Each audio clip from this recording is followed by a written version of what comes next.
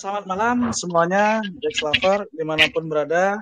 Senang sekali malam hari ini, seperti biasa setiap hari Jumat, kita mengadakan sharing edukasi dalam acara Nyalon Juk, ngobrol santai bareng narasumber, dan spesial banget malam hari ini, kita kedatangan artis, artis yang ya mungkin jadi inspirasi ya, anak-anak muda ya, luar biasa ya. Jadi di sini kita ngobrol santai aja bro ya. Mungkin untuk pertama kalinya nih kita seorang bro yang leg nih sharing di sini. Tapi seperti biasa sebelum kita lanjut teman-teman kita berdoa dulu ya biar acara kita malam hari ini berlangsung dengan lancar dan kita bisa belajar sesuatu di malam ini. Oke, saya pimpin izin bro yang leg doanya. Kita berdoa sesuai dengan agama dan keyakinan masing-masing. Berdoa dimulai.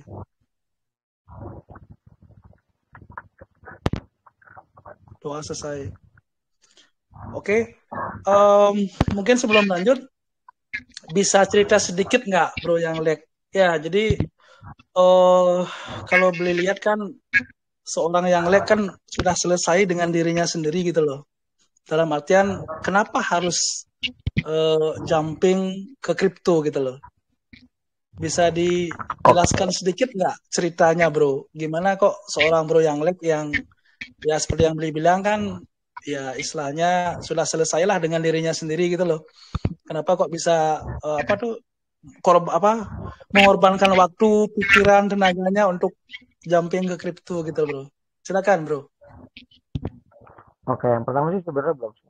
Ini masih pertengahan jalan, masih panjang. Gue masih 30, masih banyak yang pengen dicapai. Itu satu. Yang kedua, kenapa ke kripto? Ini mau jawaban simpel apa jawaban rumit nih? Jawaban simpel aja bro. Jawaban simpel. Oke. Kalau kenapa ke kripto? Karena dulu gue ngalamin yang namanya predict future itu kita harus ngapain pertama. Karena yang pertama terjun itu susah dilewatin biasanya. Biasanya ya. Kayak contoh yang pengalaman hidup di YouTube deh. Waktu di YouTube itu sama prosesnya kayak gini. Ini YouTube kayaknya next bakal besar. Kita terjun dulu kan gitu, dari 2010 dan benar sesuai prediksi. Dan sekarang kan tinggal ngulang yang udah pernah dilewatin. Ini kripto akan jadi sesuatu cawan yang besar gitu. Banyak yang melek, banyak yang acuh, banyak nggak mau tahu, bodoh amat karena sesuatu yang baru dan itu nature-nya manusia kan kayak gitu. Sama sesuatu yang baru tuh rada asing, rada malas untuk dipelajari. Tapi siapa yang melek duluan, kemungkinan nanti dia akan memimpin uh, lomba lomba larinya, dia akan mimpin karena dia mulai duluan. Orang lari pada lomba, kita udah mulai duluan, jadi udah mulai di depan. Minimal kayak di kalangan artis yang udah dalam tahu kripto, minimal tahu deh, itu kan minimal. Maksimalnya kita bisa dalam, bisa ngetasin A sampai Z. Jadi ketika nanti ada sebuah perusahaan besar, contoh kita di tingkat abstraksi aja, kita ngayal-ngayal lah ya. Misalnya gini, tiba-tiba ada satu aplikasi baru yang kayak YouTube cuman versi kripto gitu, dan tahu-tahu jadi besar. Ketika semua orang pengen berlomba-lomba lompat ke situ, pasti kan aplikasi itu akan dicari artis atau influencer yang udah tahu duluan siapa gitu untuk ditawarin jadi partnernya. Itu salah satu contoh aja misalnya. Kenapa bisa ngomong kayak gitu? Namanya imajinasi tentang sesuatu yang besar di depan. Itu harus dipikirin yang hal yang tidak dipikirin. Kayak gimana contohnya? Seperti waktu gue SMA, nggak ada yang pernah terbayang kalau perusahaan sebesar Nokia akan jatuh. Nah, kalau kita main di titik imajinasi, coba aja bayangkan, mungkin gak sih perusahaan sebesar YouTube dan Facebook akan jatuh? Kan ini kan positioningnya persis kayak Nokia dulu. Segede itu Nokia bisa jatuh. Segede itu BlackBerry yang jatuhin bisa jatuh. Nah sekarang juga sebesar ini YouTube, sebesar ini Facebook, mungkin gak bisa jatuh. Who knows? Sambil nanti muncul YouTube versi kripto atau gimana, kita nggak tahu, makanya lebih baik terjun duluan. Gitu sih jawaban dari pertanyaan tadi. Oke, thank you bro. Nah, terus menurut Bro yang Lek, proyeksi kripto ke depannya ini seperti apa, Bro?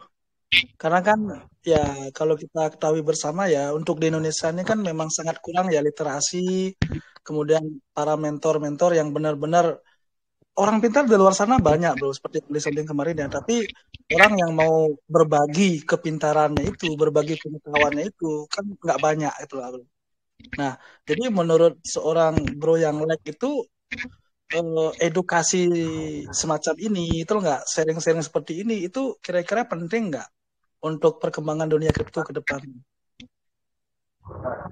Sebenarnya yang dibahas itu bukan penting nggak penting sih sebenarnya, beli. Sebenarnya edukasi dan sharing seperti ini tuh yang harus poin yang harus digarisbawahi adalah berapa persen akan berpengaruh sama kenaikan literasi nanti. Nggak bisa gini doang. Ini salah satu objektifnya aja, salah satu aja, ini nggak bisa jadi satu colong utama untuk bikin knowledge atau penduduk Indonesia rata-rata jadi pintar. Itu kan kompleks ya bahasanya. Dibilang penting, cuman nggak akan jadi yang terpenting karena hanya jadi bagian aja. Saya kalau ngomongin soal kita bahasa kripto, mungkin pengaruhnya 5-10% dengan lakuin ini. Terus harus ada hal atau activity lain yang banyak juga dilakuin, nggak cuma sharing seperti ini gitu loh. Kalau pertanyaan penting mana seperti ini.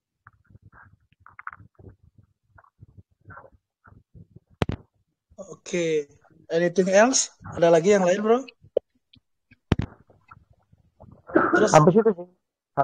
ada ide Poin nggak? itu. Maksudnya lo kan ngeliat nih kalau masa depan kriptonya sangat sangat cerah sekali ya. Kira-kira lo ada ide Ya, nggak? Kira-kira istilahnya apa yang kita lakukan dari sisi komunitas tuh nggak? Pokoknya dari stakeholder lah, baik dari komunitas, dari pemerintah juga, dari para developer juga, asosiasi-asosiasi. Kira-kira what should we do gitu loh? Apa yang harus kita lakukan? Karena kan ya kalau beli lihat ya kita kita anu aja realistis aja ya. Sekarang tuh kan sekian banyak proyek yang dibuat oleh karya anak bangsa dibilang ya. Tapi kan kalau kita boleh jujur ya, itu belum bisa bikin bangga kita sebagai investor dan belum bisa menjadi tuan rumah di negeri sendiri gitu loh. Nah, ya. kira-kira apa yang harus kita lakukan nih, Bro? Karena kita dengan populasi kita yang sebanyak ini, kita nggak butuh sebenarnya bisa kok satu dua proyek itu kita bisa bisa gini, Bro, bisa kita support untuk bicara di global, untuk bisa ya terkenal minimal lah kita bangga untuk memiliki untuk mensupport proyek tersebut bisa bangga jadi tuan rumah sendiri bahkan berbicara di dunia global gitu loh, Bro. Oke. Kalau apa yang what should we do itu sebenarnya sih sesimpel sering ketemu dan ngobrol bareng. Itu satu. Itu yang dasarnya dulu. Yang kedua, aduh, ini pendapat pribadi aja sih ya. Gue udah lumayan capek dengar kata bukan anak bangsa lah, karena anak bangsa tuh gue rada menghindari sih kalau sampai gue mempunyai sebuah kerjaan ya.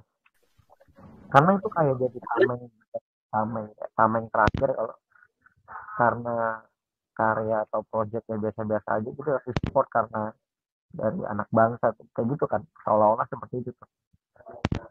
Karena udah terlalu banyak yang pakai kalimat itu, jargon itu dipakai, tapi kayaknya hasil kerjaan atau karya kayak nggak bisa dibanggain, malah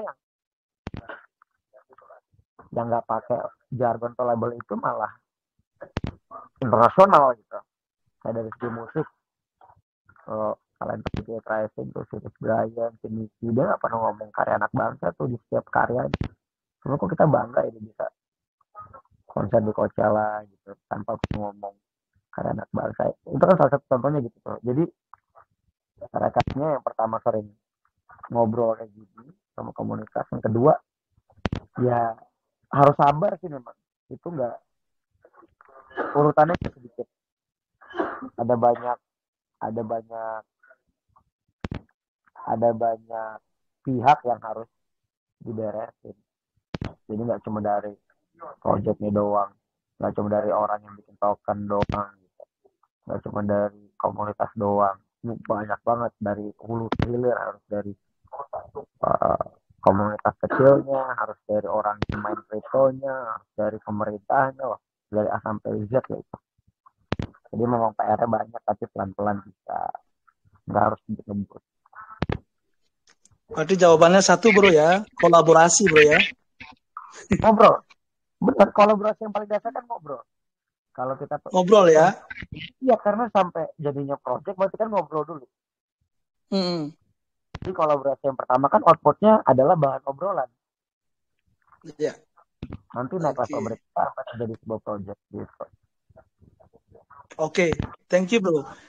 Mungkin selanjutnya kita gini bro ya, kita open sesi tanya jawab ya, karena ini banyak banget yang DM yang izin mau langsung bertanya, karena ini benar-benar sejarah mungkin ya di Dex Capital ya, baru kali ini ada top artis yang berkenan menyediakan waktunya untuk sharing juga di sini.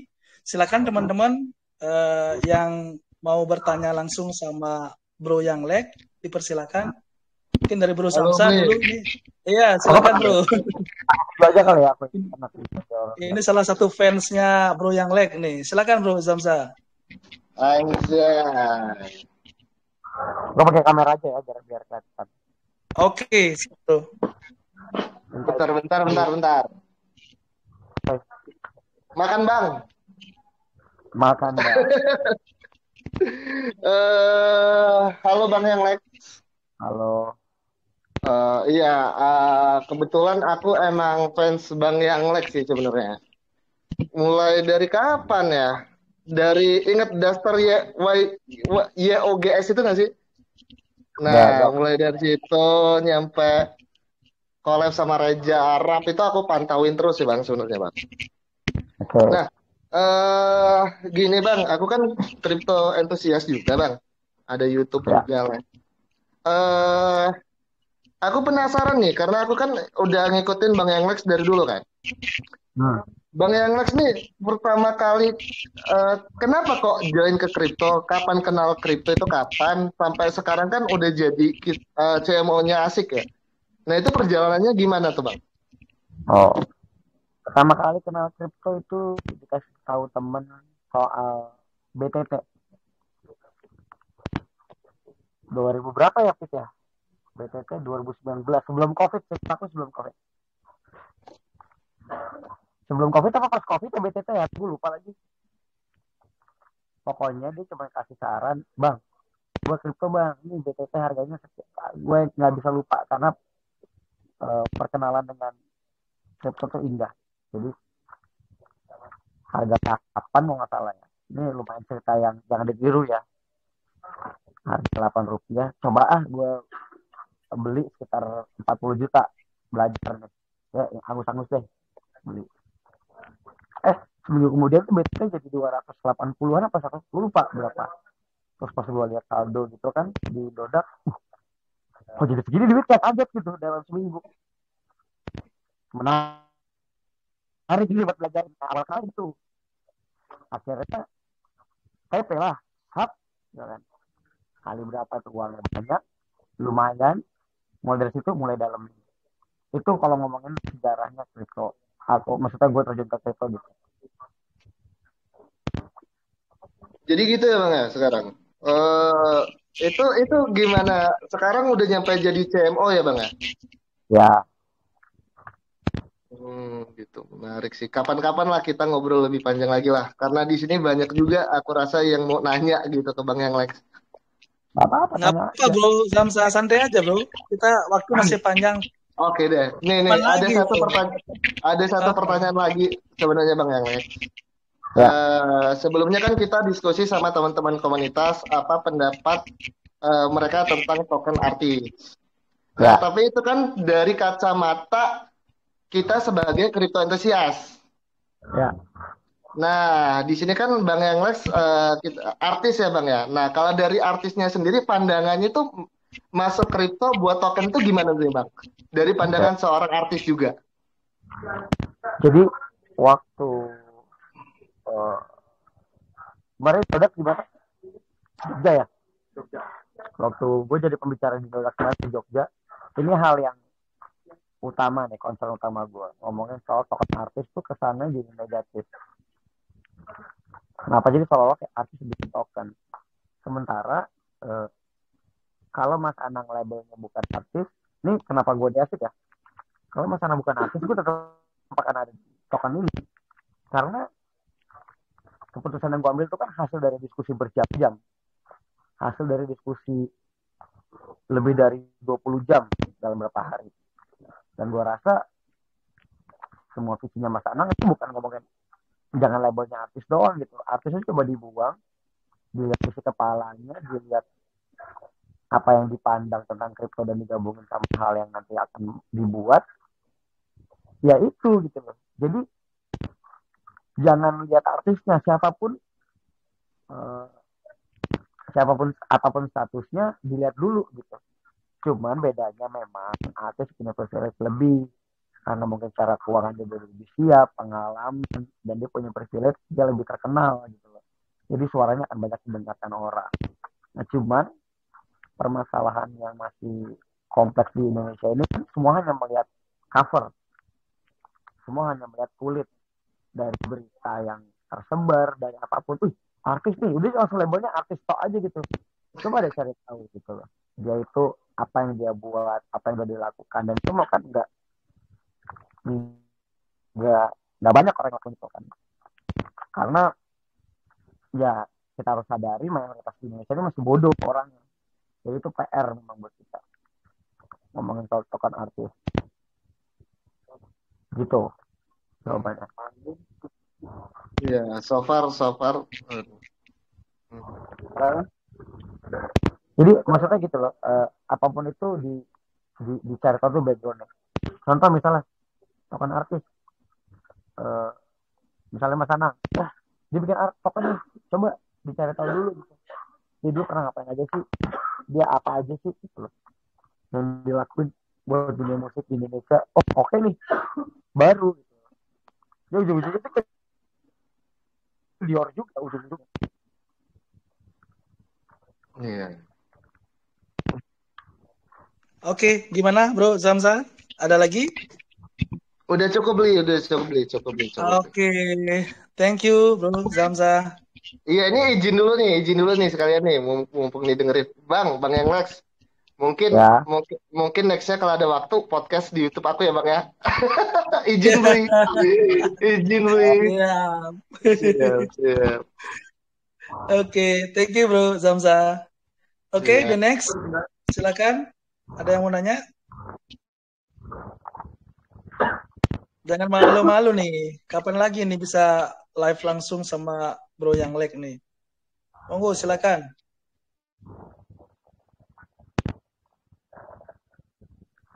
Oke, kalau nggak ada lagi mungkin dari beli sedikit Bro. Bro yang leg nggak ada gini ya, nggak ada apa kepikiran nggak untuk istilahnya memperkenalkan industri kripto ini ke teman-teman artis Bro?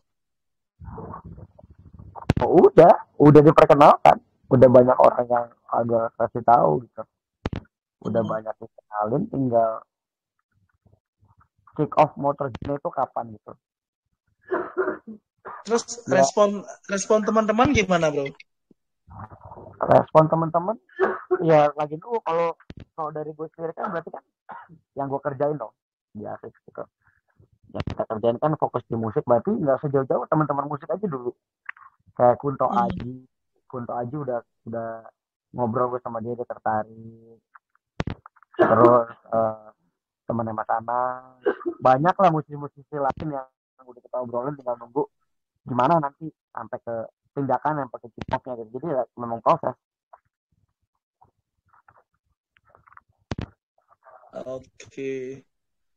Oke. Teman-teman yang lain silakan. Ada Bro siapa tadi Bro? Ya.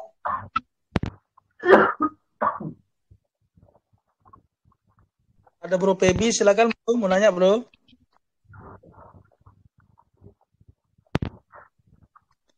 Ini di chat ada pertanyaan nih. Ada Om Saputra, orangnya ada Om di sini Om. Monggo Om langsung aja Om. Om Saputra. Ini pertanyaannya agak-agak gini sih Om dia Om, tak bacain ya. Bang Boleh. Lek TP Bang Lek TP berapa di AC gitu? TP berapa ya? Belum pernah TP sampai sekarang. Wow, keren. Ya iyalah masa proyek sendiri di TPN Om ya. Ngapain? Nah, terus sedikit nih Om. Apa Om kan sudah nyaman nih dengan apa? Dengan posisi yang sekarang lah. Sebagai ya salah satu rapper yang terkenal di Indonesia, artis juga. Jadi untuk masalah finansial kan tidak se-struggle kita-kita juga gitu loh. Kenapa kok istilahnya malah gini Om? Malah istilahnya mau berjuang sebagai CMO-nya di ASIK gitu. Karena proyeknya sih. Karena proyeknya menurutku bisa bawa revolusi, bawa perubahan di industri musik di Indonesia. Jadi itu yang disupport. Gitu. Ini lagi meeting tuh. Lihat ya. Hmm. Jadi ya karena proyeknya bukan karena uangnya, karena udah terbiasa kalau uang pasti akan datang ketika ngerjain sesuatu yang maksimal dan bagus buat Ya, pribadi ya, setuju. buat aku pribadi. Balik lagi sekarang nggak ada yang salah sama pilihan orang masing-masing.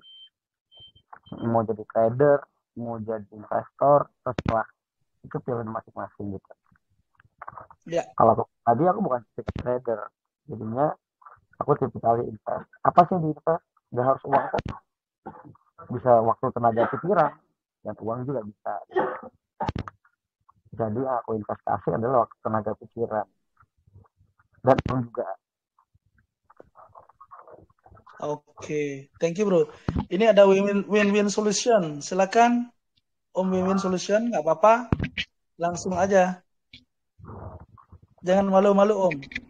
Siap, makasih atas waktunya Om Bli. Ya, sama-sama.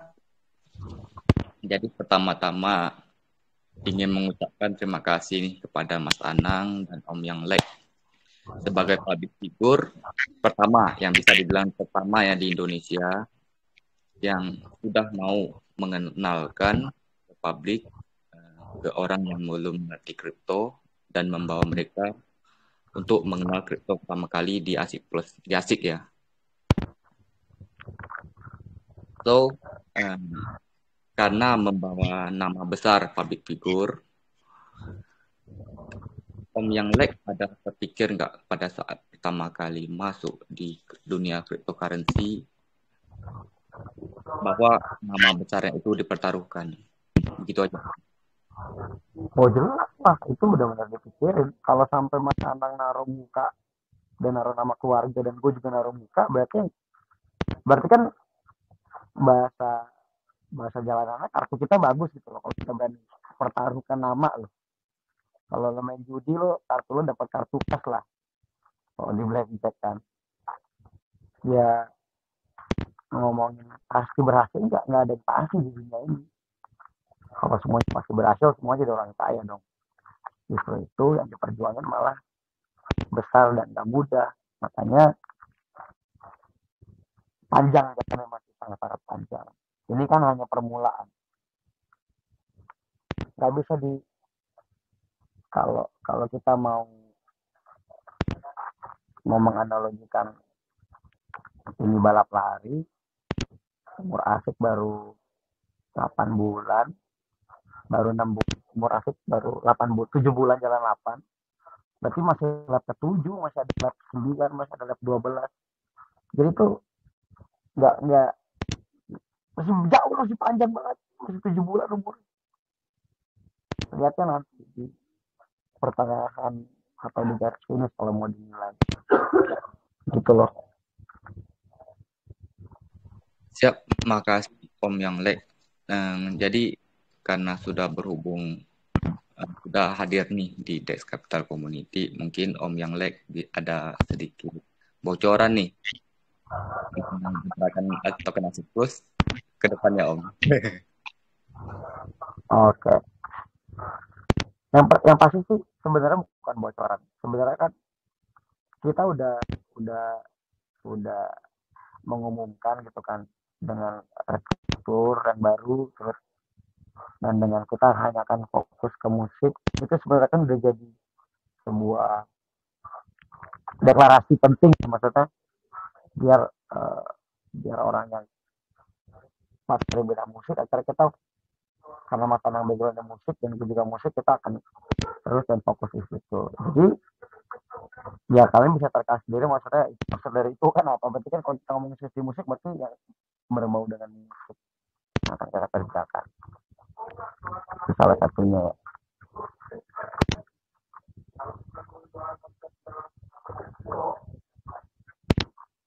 Oke, mana Bro Wimin Solution? Ada pertanyaan lanjutan? Siap, itu aja Om Bri. Makasih ya. Oke, thank you, sama-sama Bro. Selanjutnya ada Pak Prof, monggo Pak Prof. Pak Prof Cipsi, silakan. Mic-nya Prof, di open dulu Prof. Jangan roknya aja dibuka nih. Mic-nya dibuka. Prof Cipsi dibilangnya di bawah lagi tahlilan beli. Lagi apa? Oh, lagi tahlilan. Oke, siap. Itu dia nanya agak-agak nyeleneh sih, Bro. Lo sehari berapa bungkus rokok habis katanya, Bro? 3 bisa 4 bungkus. Oh, 3-4 bungkus. Oke, silakan teman-teman. Ada lagi yang bertanya? Saya Om. Ya, silakan Om Krik. Spill dong Om yang like NFT musik asik gitu loh Om. Apanya? Itu gimana ya? Itu untuk semua orang, untuk yang seniman-seniman yang lain, apa untuk cuman khusus untuk artis aja Om? Spill dong Om. Untuk yang semua orang. Untuk semua orang. Itu nanti akan terbuka umum. Oh, berarti semisal kita punya apa karya gitu bisa ya nanti masuk ke situ? Bisa. Oke, siap. Terima kasih. Sama-sama Om Krik. Silakan, ada lagi teman-teman? Bro Rusdiansa, monggo Bro. Halo, Bro Rusdiansa. Ada teman-teman yang lain kalau nanya langsung aja di open mic-nya ya, nggak apa-apa. Kita ngobrol santai aja nih. Seperti yang lag juga santai orangnya, relax. Oke, sambil nunggu mungkin Bro dari Beli sedikit Bro. Bro kan sebagai CMO nih di Asik nih.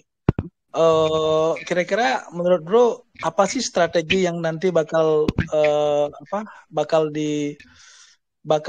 dilakuin gitu loh?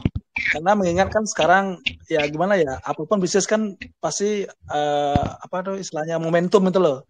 Kalau sudah kehilangan momentum kan untuk kita naiknya kan agak-agak susah nih. Nah, kira-kira dari Bro yang lag sendiri apa yang dilakuin nih Om biar bisa bikin bangkit lagi nih project yang Bro support gitu loh. Oke. Kalau ngomongnya ke situ, aku nggak detail, cuman momentum kan ada 2 jenis ya, momentum yang nanti akan hadir dan momentum yang dibuat gitu. Dan kalau ngelihat kapasitas tim yang sekarang dan resource yang kita punya, next kita bisa bikin momentum. So momentum yang kita bikin otomatis bisa menaikkan segala-galanya lah dari kita. Jadi siapin planningnya untuk bikin momentum itu. Jadi nggak hanya nunggu kita terus nunggu momentum, tapi kita juga akan buat momentum untuk naik. Kira-kira bisa di-spill sedikit nggak Bro? Kira-kira create momentum yang dimaksud seperti apa?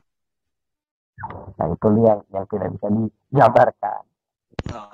Sedikit aja lah, nggak bisa ya?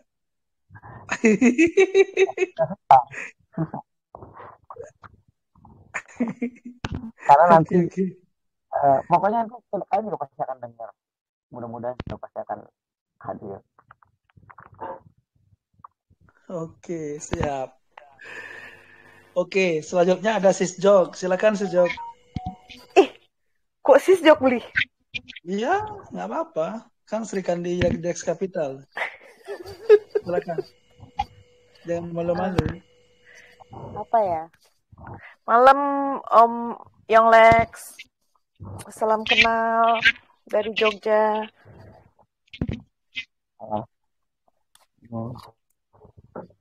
Ini putus-putus sinyalku atau memang ini ya?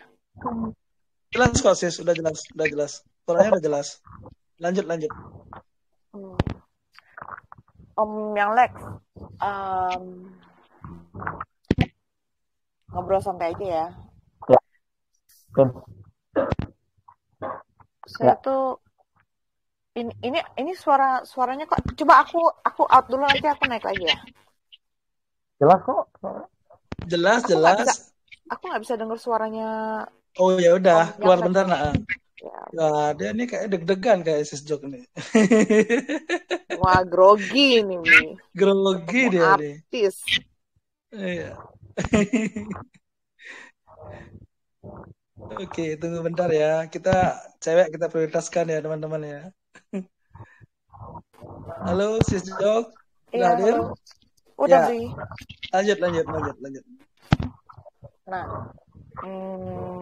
saya cuma mau tanya itu,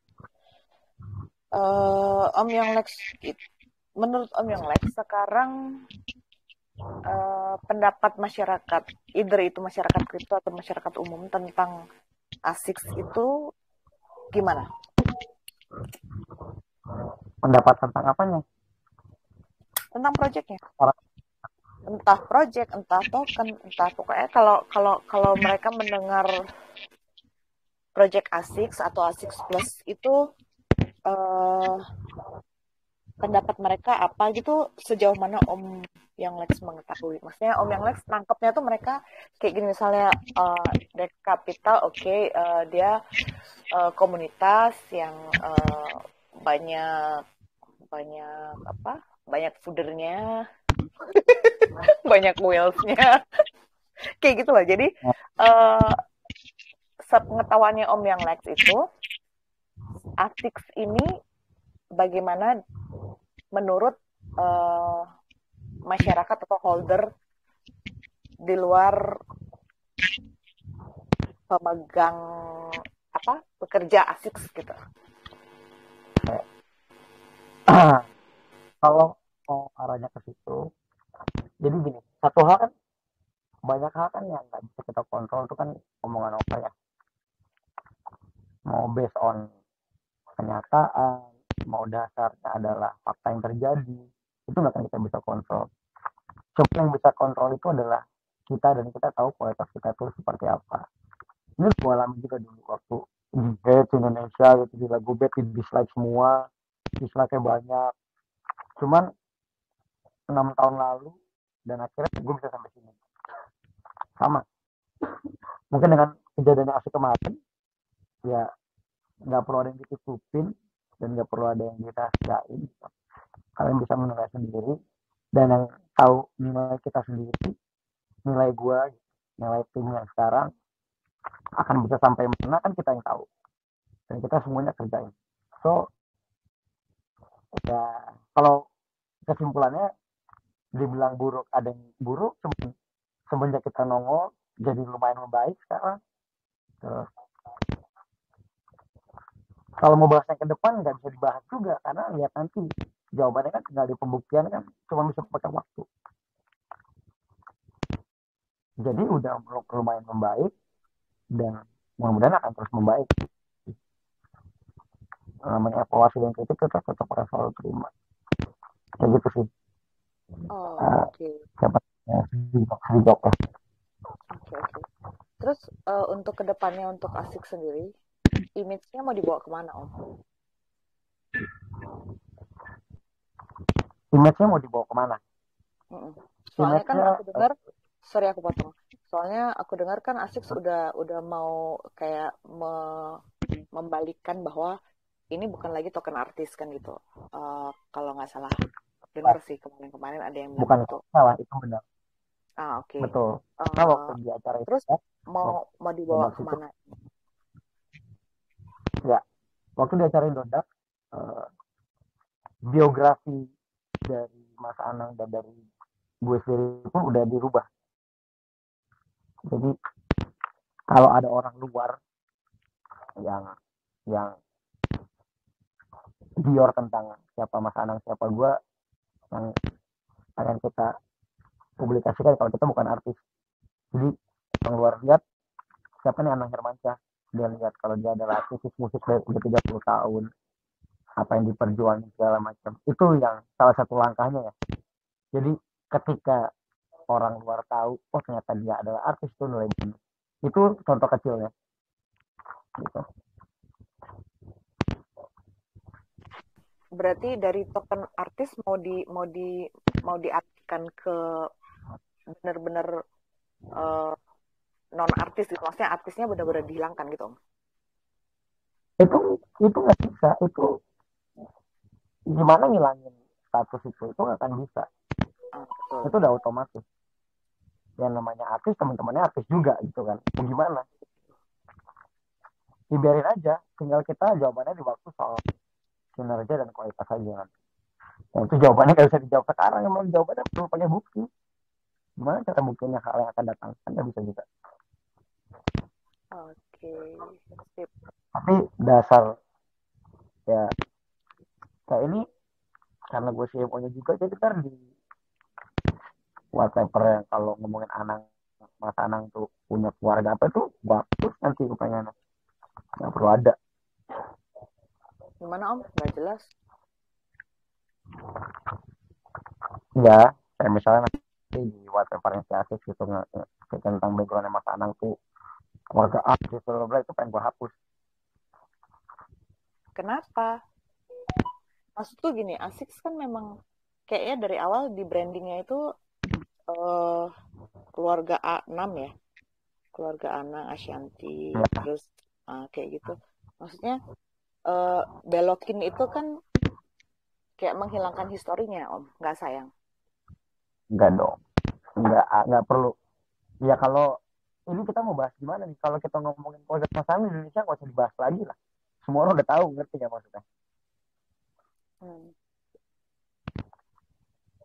Jadi kan langkah yang dilakukan untuk orang luar. Jadi ketika orang luar, mungkin ya kalau investor dari luar lagi meriset apa itu token aset dan lihat projectnya, dia melihat background dari Mas Anang sebagai founder, backgroundnya memang aktivis musik. That's it. Dan ketika dia tahu di dalam, ternyata artis punya follower banyak, keluarganya, jadi nilai bonus gitu loh. Itu poin yang pengen gue lakuin masa awal. Paham. Oke. Paham ya? Jadi orang aktivis musik yang dilakuin ABCDE gitu. Pas lihat anjing ternyata terkenal juga. Itu jadi bonus aja, jangan jadi utamanya. Oke, thank you, Sis Jo. Ya, thank you, Bli. Thank you, Om. Thank you, Bro Anglek. Oke, tadi ada Bro Irfan, silakan Bro, jangan malu-malu Bro. Ntar malu-maluin lagi. Bro Irfan, monggo di open mic. Silakan Bro Irfan. Kalau enggak tak jumping ke Bro Jelly, Bro Jellyfish. Silakan. Beli. Ya. Beli. One question more. One more question. Oke, silakan. Monggo. Bang Yang Lex, apa yang buat Bang Yang Lex ini mutusin untuk jadi CMO? Padahal Bang Yang Lex di sini kan istilahnya kalau misalkan kita ngomongin populer, ya populer kan maksud gue di sini. Kan Abang bisa juga tuh buat token sendiri gitu. Apa yang malah buat Abang tuh milih jadi CMO, nggak bikin token sendiri aja? Pertanyaannya. Silakan Bro. Kita tuh manusia tuh punya tujuan hidup masing-masing gitu kan. Dan tujuan kita yang kita tuju sama-sama orang, nggak perlu pakai 2 kendaraan. Karena ngapain jalan sendiri-sendiri, tapi jadi lebih capek jalannya gitu. Kenapa jalan bareng aja gitu di satu kendaraan? Gitu loh. Kenapa? Gue membayangkan aja bikin spirit, tujuannya sama. Makanya awalnya itu kita tahu tujuannya dulu kemana gitu. Baru pilih kendaraannya. Kalau ternyata kebetulan orang memasaran kenal, jadi nggak perlu bikin kendaraan baru, ngapain bareng aja bikin kendaraan lebih besar. Itu jawabannya sih. Karena memang bukan tujuan duit itu bukan tujuan utama gue gitu, tujuan ke kripto itu bukan tujuan utamanya, bagian tujuan juga cuma bukan tujuan utamanya gitu.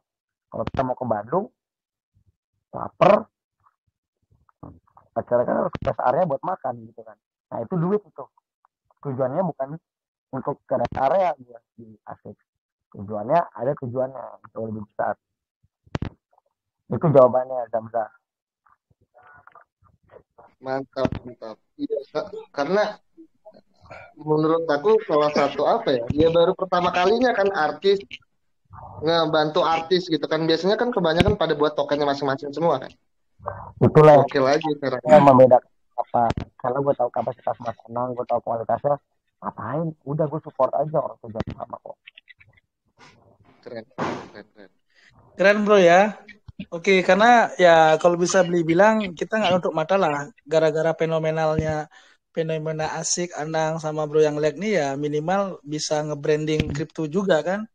Walaupun banyak orang yang tidak paham karena belum teredukasi sehingga banyak yang nyangkut, banyak yang komplain segala macam. Itu dinamika lah itu loh. Nah, cuman bisa nggak teman-teman ya biar nggak gini karena kita di sini acara nyalon yuk ngobrol santai bareng narasumber, kita nanyanya lebih ke yang lag aja dan personal segala macam. Nanti untuk asiknya next time ya kita live ama di sini ya teman-teman ya. Benar nggak? Gitu ya. Oke, di sini ada si Om Richman, silakan Om Richman. Monggo. Iya, malam Om Bli. Izin bertanya Malam. ya. Malam Silakan. Bro Yong Lex. Kalau malam ya kebetulan tadi Om Bli bilang tidak khusus pertanyaan artis, lebih ke profilnya Bro Yong Lex.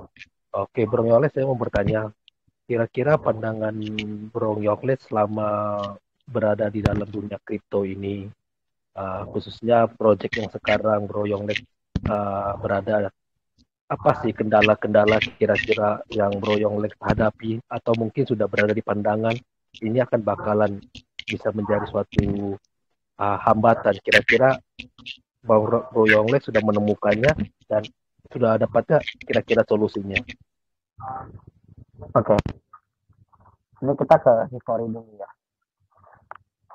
Historinya kan nyatuin Indonesia kan susah banget ya. Akhirnya kita banyak kerajaan jalan sendiri-sendiri, perang sendiri-sendiri, dan itu butuh waktu yang cukup lama. Kripto ini kan biasanya komunitas nih. Komunitas itu wah banyak, kompleks gitu. Dan ketika gue turun terjun, memang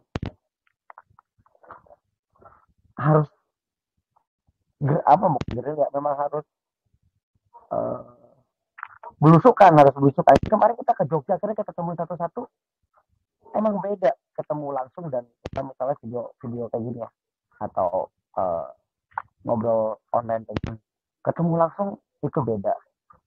Jadi memang PR-nya adalah kita harus keliling nanti untuk ketemu komunitas, ketemu dan ngobrol secara langsung.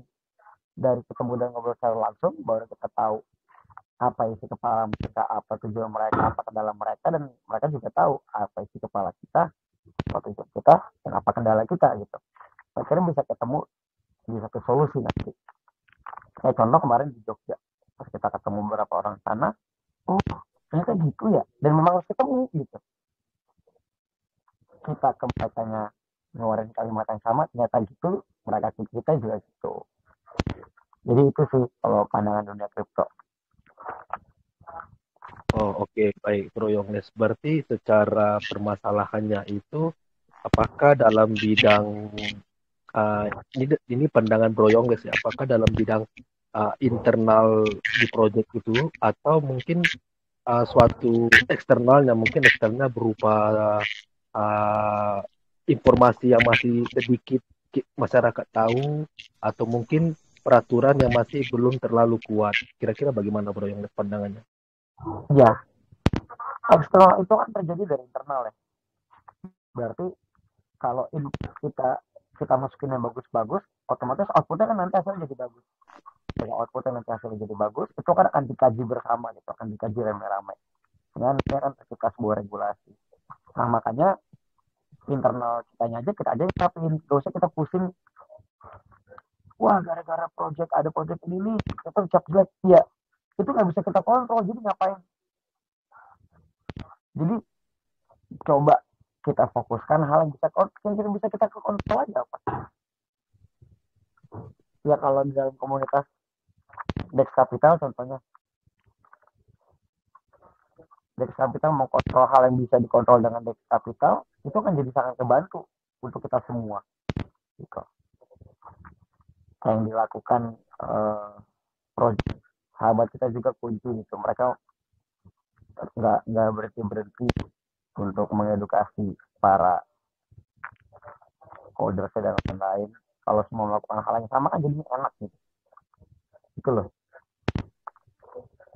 Ya, oke, baik Bro Yongles, ya terima kasih. Saya juga terima kasih juga Bro Yongles berani menampilkan diri secara jelas, setidaknya tidak berada di belakang layar, memberikan opini secara dari pribadi Bro Yongles. Satu pertanyaan lagi Bro Yongles, kira-kira nanti kehadiran Bro Yongles ini di dalam dunia kripto, apakah nanti Bro Yongles berani lagi menampilkan lebih lagi daripada saat ini, mungkin lebih lagi terbuka. Jadi tujuannya itu jelas kita mengenal. Kalau saat ini kan ya dikatakan masih underground lah di bawah-bawah secara komunitas. Ya, apalagi kan kripto di Indonesia ini kan kebanyakan masih secara komunitas-komunitas ya belum secara terbuka di dalam informasi. Kira-kira Bro Yongles mempunyai strategi untuk itu enggak? Itu saja. Terima kasih. Itu sedang dipersiapkan untuk kita going, nggak di bawah komunitas lagi. Cuman untuk menuju momentum itu kan butuh waktu yang nggak sebentar dan prepare lebih matang dan siap gitu. Pada waktunya tiba, makanya kan tiba. Pada waktunya kita akan muncul di permukaan banget, sangat-sangat permukaan. Sekarang kita harus back-endnya dulu.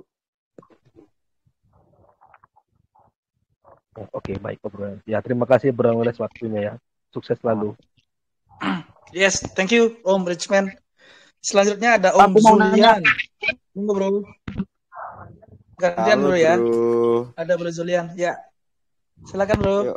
Rame banget nih malam ini nih. Ya, monggo lanjut aja. Ya udah lama nggak join nih. Iya. Segala yang lag join ya. Iya. Ngeliat di sebelah ada yang like ya join lah. Oke, siap. Langsung Bro. Halo Bro Lek. Halo. Mau nanya nih Bro Lek. Boleh. Untuk saat ini kan orang tahu trading, orang tahu kripto. Pandangan masyarakat tuh lebih ke binary. Mereka taunya kripto, judi gitu. Jadi dari Om Yang Lex sendiri nih, adakah sebuah gebrakan baru yang besok akan dilakukan buat mengedukasi terutama orang-orang yang awam lah, yang nggak tahu itu kripto, yang mereka menganggap kripto itu judi, kripto itu binary atau sebagainya lah. Yang jelas kan trust dari masyarakat ke kripto ini kan belum masih ya tahu sendiri, karena kripto itu high risk. Mereka masih takut buat investasi di kripto.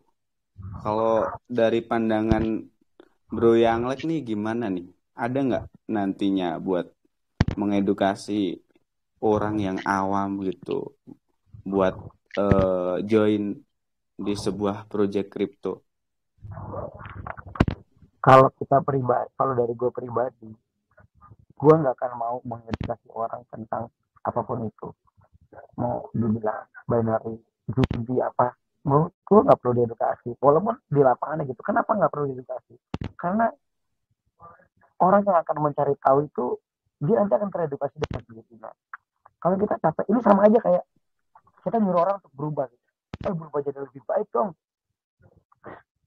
Dia akan bisa itu sampai dia ambil keputusan untuk berubah, akhirnya dia akan jadi lebih baik.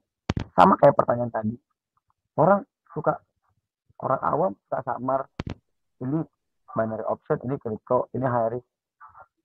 Menurut gue pribadi, gue nggak akan mau ngambil langkah capek-capek untuk edukasi mereka. Kenapa? Karena kalau mereka ingin cari tahu, mereka akan tahu kok. So, jadi masalahnya apa yang bikin mereka akan mencari tahu. Jadi jangan jadikan edukasi adalah tujuan utamanya. Contoh, kok orang-orang pada bisa di rumah aja cuman makanan datang ya. Akhirnya dia kan akan mencari tahu aplikasi Gojek, dia akan download gimana cara deposit GoPay-nya. Jadi lebih ke fungsi sehari-hari atau fungsi yang diisi oleh orang awam. Kalau pribadi gue kayak gitu. Nangkap nggak poinnya? Nangkep sih Om. Cuman kan jadi apa ya? Kripto ini kan dianggap di masyarakat jadi kayak apa ya? Ya gara-gara adalah beberapa kasus di. Halo, jelas nggak, bro? Jelas. Ya gara-gara lihat berita di TV, ini ketangkep gitu. Mungkin kan image mereka lebih ke situ kan. Jadinya ya agak ngembanginnya kan agak susah juga nih buat di Indo. Cuman kalau suatu saat mereka tahu ya mungkin ada kemungkinan. Cuman kalau nggak ada yang buat gerakin ke arah situ, ya pikiran mereka ya sama kayak sebelumnya itu yang ternyata ini apa ya, image-nya kan jadi negatif untuk sekarang loh ya. Kalau untuk kedepannya nggak ada yang tahu. Oke. Jadi ya untuk menjawab pertanyaan itu dibalikin aja. Sekarang semua masih berproses. Project crypto Indonesia mana yang udah namanya harum gitu sampai top 10 di luar lah. Kan memang belum ada, kan lagi berproses. Jadi mendingan kita fokus ke apa yang kita lakuin aja gitu. Kalau kayak gitu mah capek bro, mau ngendalin asumsi atau pikiran orang-orang capek, nggak akan ada habisnya bro. Oke, thank you bro yang leg, bro Zulian, terima kasih ya. Mungkin kita jumping ke pertanyaan berikutnya bro ya. Ini ada si Dedi, siapa nama tuh? Dedi Kus 29. Silakan monggo bro. Halo, selamat malam. Ya, malam. Ya, untuk pertama kali saya tahu Bro yang lag ini kan seorang artis papan atas yang dimana itu kan orang tahu lah dari semua hal dari Indonesia sendiri. Nah, untuk saya bertanya nih, lebih kenapa memilih mengikuti sebuah project dari token ataupun memutuskan untuk bersama-sama membuat sebuah project itu menjadi besar dan mau rela berkorban untuk semua waktunya untuk token tersebut. Padahal banyak artis-artis juga hanya menjadi brand endorsement orang untuk sebagai token ataupun dari NFT, dan juga untuk NFT sendiri ini kan juga masih poin pertanyaannya bisa langsung aja ya Bro Dedi, langsung aja bro. Ya itu tadi pertama kan tadi mengapa lebih mau terjun ke sebuah project langsung daripada mending kayak NFT lah, kita buat NFT sendiri gitu. Nanti kita dapat sendiri, itunya sendiri, daripada harus buang-buang waktu untuk masuk token gitu. Oke. Thank you Bro Dedi. Jadi poinnya apa yang mendasari gitu loh Bro yang lag? Kenapa capek-capek gitu kan? Ikut satu project tuh loh. Tadi sebenarnya udah dijawab kalau Dedi Plus. Ya. Tadi gue bilang kalau di project crypto duit bukan tujuan utamanya project crypto ini. Gitu loh. Itu hanyalah tempat. Berarti kan ngomongin orientasinya duit dong. Kalau kenapa nggak project sendiri aja, harusnya bisa untung sendiri. Nggak, itu bukan tujuan utamanya. Tujuan utamanya jauh lebih besar dari uang. Itu hanya bagian kecil dari tujuan utamanya. Nggak apa-apa, pulang lagi. Tujuan mau ke Bandung. Tujuan mau ke Bandung, kalau lapar, kita ke rest area buat makan. Tapi kan tujuan kita bukan ke rest area buat makan. Kalau gue pribadi tujuan mau ke Bandung. Nah, tujuan gue di kripto sama Mas Anang jauh lebih besar. Bukan hanya uang aja gitu. So that's why kita punya tujuan yang sama, ngapain jalan pisah, bareng aja gitu loh. Jadi sudah mempunyai visi misi yang sama ya. Sama, sangat sama, makanya kita bisa jalan bareng. Kalau enggak, ngapain gue di sini 7 bulan gue di sini udah. Iya, makanya gue kan ini kan, capek-capek sampai puntang-panting sana kemari untuk mengedukasi semuanya gitu kan. Oke. Terima kasih. Ya, sama-sama Bro Dedi. Bro yang lain katanya mau ada meeting ya, Bro ya? Langsung bisa satu pertanyaan lagi. Satu pertanyaan ya. Sebenarnya standarnya sih 1,5 jam nih Bro, tapi ya udahlah karena Om memang ada meeting. Saya mau bertanya Om Li boleh? Oh gitu ya, silakan Om Jimmy, pertanyaan terakhir dah ya. Monggo. Om Yonglek, apa sih yang seorang Yonglek itu banggakan gitu dari kripto? Selamat malam Bang Yonglek.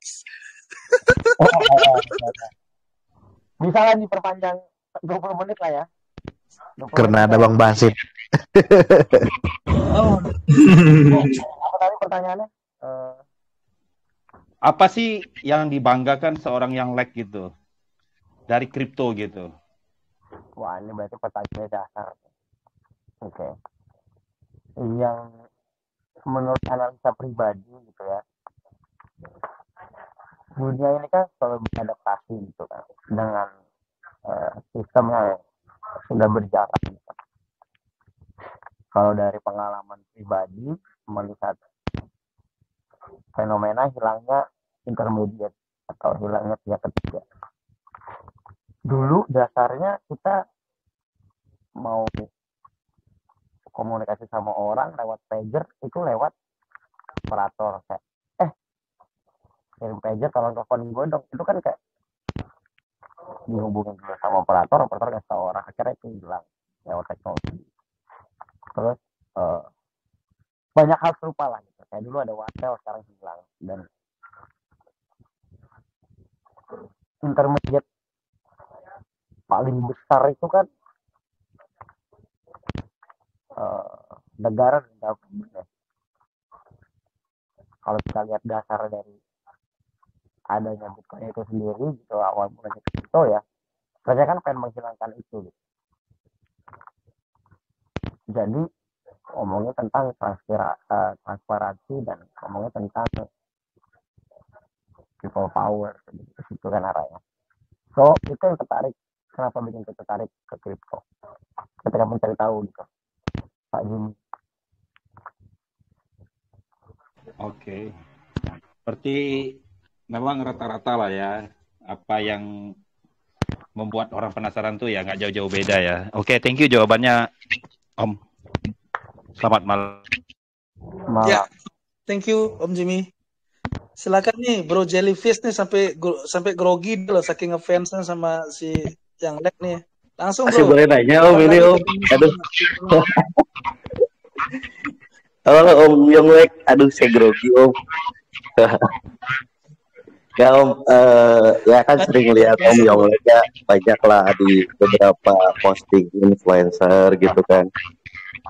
Cuma jadi pengen nanyain aja, kalau menurut pandangan Om Yonglek nih sebagai aktivis kripto kan, terus ya public figure juga di kripto,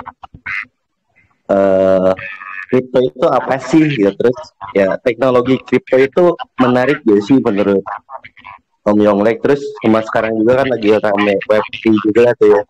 Ya pandangannya pribadi aja, pandangan pribadinya dari Om Yonglek itu untuk teknologi sekarang ini Web3 kripto itu apa sih untuk Om Yonglek sendiri? Itu aja sih Om. Kasih Om. Ya. Jadi kripto itu tadi kan udah dibahas, kripto itu apa gitu, pandangan kripto sebelumnya udah dijawab. dan ngomongin soal Web3 dan ngomongin balik lagi ke kripto, itu adalah future, itu adalah masa depan. Nah, yang namanya masa depan, kita harus bertaruh di masa depan itu. Gitu. Masalahnya di setiap pertaruhan menang atau enggak? Jawabannya hanya 50-50, 50%. Jadi kalau kita mau tarik dasarnya lagi deh, judi, ya hidup adalah judi gitu. Setiap keputusan yang kita ambil cuma ada dua, ya kalau nggak berhasil tidak berhasil. Dan waktu terjun politik ini sama, ini adalah prediksi ke depan yang mungkin salah dan mungkin benar. So nggak ada kemungkinan kalau kripto bisa jadi revolusi dari fiat sekarang gitu, karena mengikuti perkembangan zamannya, cara manusia bertransaksi dari dulu selalu berevolusi, selalu berubah. Awalnya ombak sendiri gitu, mau makan, nyari makan sendiri di hutan. Akhirnya mulai pintar, akhirnya ada barter, akhirnya ada perunggu, silver, perunggu, perak dan emas gitu. Sampai akhirnya ada mata uang. Dan untuk kemungkinan nggak uang itu nanti akan berevolusi? Dan untuk kemungkinan gitu. Jadi kalau kita balik ke dasarnya manusia, itu kan harus adaptasi, harus adapt, harus upgrade, gitu kan. Jadi kalau kita nggak adaptasi, kita nggak upgrade, kita nggak update, ya susah. Nah, kalau ngomongin sejarah uang udah ratusan tahun umurnya, mungkin kan nanti dia akan berevolusi? Mungkin iya, mungkin tidak. Nah, jawaban iya ternyata berevolusi, ternyata 30 tahun lagi. Ya, kalau sesuai dengan prediksi, kenapa nggak terjun dari sekarang? Gitu loh maksudnya. Kalau ngomongin pandangan pribadi. Oke Om Yonglek, makasih banyak Om. Ya. Oke, thank you bro. Ini ada satu pertanyaan titipan nih langsung di DM ke Bli nih bro. Kan banyak tuh proyek-proyek artis tuh seperti yang kita tahu bersama ya, ada ya tak sebutin ya, Ikuin, Leslar, bla bla bla. Terus ada juga yang collab sama BB Bali, tapi sampai sekarang proyeknya nggak jalan. Nah, tanggapan yang Lex sebagai sesama public figure gimana? Gitu aja bro, singkat aja bro. Aku objektif ya, tanggapan aku ya soal yang namanya proyeknya nggak jalan, ya proyeknya nggak jalan, karena itu faktanya gitu kan. Cuman yang harus kita cari tahu adalah kenapa proyek itu tidak jalan. Jadi bukan ngomongin artisnya, apapun proyeknya kalau nggak jalan, kenapa nggak jalan? Iya. Ya masih ada proses, biarin aja, karena kita nggak pernah tahu. Orang ikut kompetisi idol, juara 5 gitu. Ternyata sukses Marion Jola. Jadi kita nggak pernah tahu sampai dia mengumumkan sudah berhenti, sampai dia mengumumkan gue udah cabut dari sini, barulah itu jawaban finalnya gitu. Jadi kita nggak akan bisa nilai sampai dia mendeklar dia sudah berhenti, artis siapapun itu, dari proyek apapun itu gitu. Gitu sih kalau jawaban dari. Oke, siap. Thank you bro jawabannya. Om Bli boleh ya. nanya nggak Om Bli? Silakan, monggo bro. Izin Bang Lex. Bagaimana pandangan atau pendapat Bang Lex bila suatu project blockchain maupun project kripto gitu ya digunakan sebagai sarana tindak pidana pencucian uang gitu? Terima kasih. Kalau pendapatku pribadi, ya kenapa enggak? Kenapa enggak? Karena yang namanya kriminalitas atau penjahat itu kan pasti akan selalu cari celah ya. Dari zaman dulu, kalau kalian nonton film Narcos, Pablo Escobar bisa punya perusahaan taksinya cuma 3, tapi pendapatannya miliaran gitu.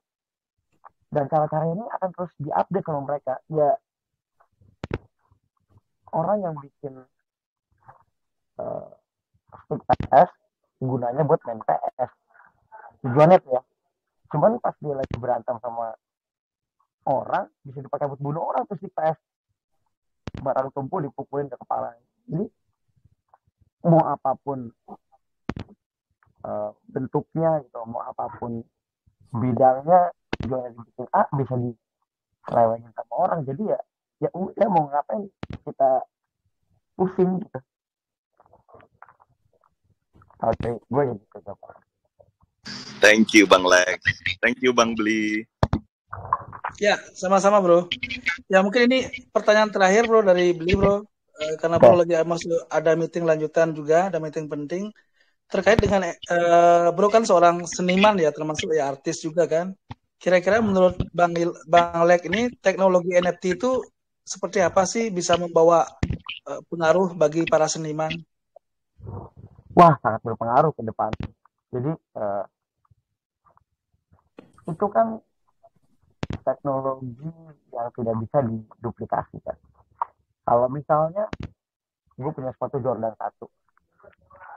Jordan 1 gue ini kan bisa direplikat kan, bisa diduplikasi ke, jadi ada 1 juta sepatu Jordan 1 yang original. Ketika ada teknologi blockchain ini, si crypto, NFT, gue sebagai musisi, gue ngerilis lagu based on NFT. Iya, tanggal dia lahir di-upload ke dunia blockchain, itu cuma ada 1 dan tidak bisa direplikat. Itu sangat-sangat akan sangat bawa dampak yang besar banget nanti di industri musik ke depannya. Sampai ini bisa merger gitu ya. Terus kalau seorang yang Lex sendiri, ada nggak rencana untuk meng-NFT-kan karyanya? Ya ada. Pasti semua karya gue akan gue NFT-in. Dan kita harus cerdik juga lah jadi manusia gitu. Jangan kita mempertaruhkan semuanya ke hal yang akan ke depan. Yang terjadi sekarang juga tetap harus kita jalani. Kayak misalnya existing bisnis sekarang, DSP, gue sebagai musisi ada YouTube, ya tetap harus gitu. Ke depannya ada DSP yang based on blockchain, ya kita taruh situ juga. Kenapa enggak gitu, untuk peluang yang baru. Jadi kalau akan menginvestasikan pasti akan diinvestasikan. Oke, thank you bro. Ya, mungkin closing statement terakhir bro sebelum kita akhiri buat teman-teman Dex Lover yang sudah hadir malam ini. Silakan. Closing statementnya, kalau mau jadi orang yang kaya ya, mau di kripto, mau di mana, jawabannya sama, gak ada waktu yang sebentar. So, kalau mau kaya di kripto, ya jangan mengharap waktu yang sebentar. Intinya mau kaya lama. Jadi kalau mau kaya di kripto, ya harus lama juga gitu. Karena gak bisa berubah tuh. Hukum alam yang diciptakan sama Tuhan tuh, reward untuk berhasil tuh susah gitu, nggak segampang. Ini gue dari 2M dalam 3 bulan ya kali. Ada beberapa yang kayak gitu, cuma kan berapa gitu. Jangan dijadikan tolak ukur, gue bisa kerja juga. Nggak gitu juga bos. Gitu pesan dari aku sih. Oke, thank you. Jadi poinnya tidak ada cara instan, cara cepat untuk jadi kaya ya bro ya. Semua butuh proses, proses. Ya kalau ada beberapa yang terjadi, itu beberapa aja, jangan dijadikan gue bisa juga jadi beberapa itu, yang nggak gitu.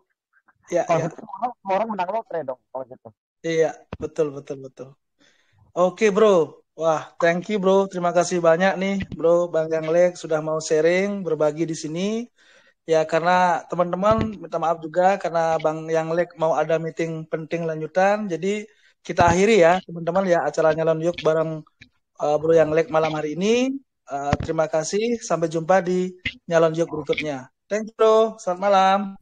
Selamat malam.